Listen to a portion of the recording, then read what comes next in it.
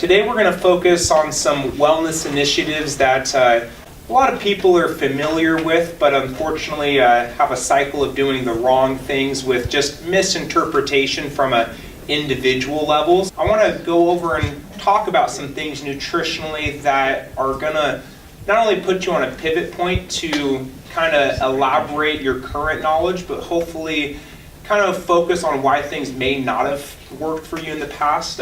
It's a tough thing, you know, everything in our industry is healthcare based, but yet healthcare is disease based, and our nutrition is slightly misinterpreted on what is healthy. And I'm going to be very delicate today to not challenge your thinking too much to where you put up a barrier and stop listening, but through this I'll go over also how you can get your body functioning better, to digest better, and how there's a little bit of a system with this. When you diagnose the state of dis-ease, your body is designed to be self-regulating, self-healing.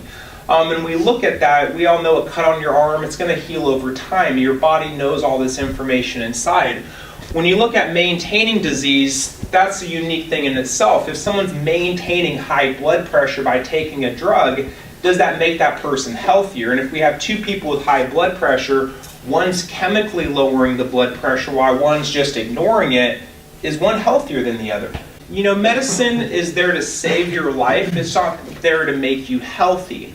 And we'll get into the definition of health shortly, but the focus of this is, what is the cause? What's the cause contributing to weight gain or inability to lose weight? What's the cause of why your metabolic function's lowering, why your thyroid's breaking down, why your gallbladder organs are being removed premature of death?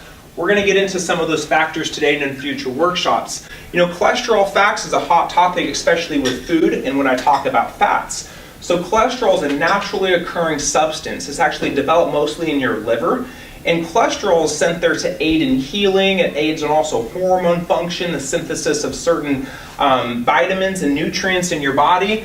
But cholesterol also travels with certain fats, certain proteins, and that's where the whole HDL, LDL, we just have this very caveman-like thinking. We go to doctors and they say LDL bad, HDL good, and there's no sort of comprehension. And it's like each of us are different. I mean, I'm sure each of us woke up, had a different breakfast, but yet each of us, based off of recommendations, are taking the same medicines for the same things and getting the same results. And it was initially started up by the American Heart Association, and it had a very black and white focus. It was that fats are bad, or saturated fats are bad. And saturated are usually the animal-based fats. So they got the message out there, the public really grabbed onto it. We replaced butter, we used margarine, we went from natural to synthetic, and there's some good and bad things. Margarine consumption up 300%, but here's the thing, heart disease also rose dramatically.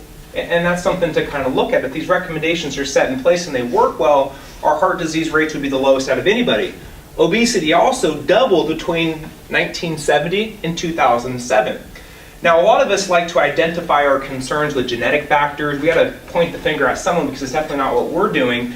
And when we look at obesity rates, nothing's changed that drastically in 30, 40 years. Our genetic predisposition is the exact same, but the food that we consume is a lot different. What happens is when you remove fats from processed foods, you have to reintroduce other things to make it taste good, for the shelf life to be there. And that's what you have to get into, knowing how to read it.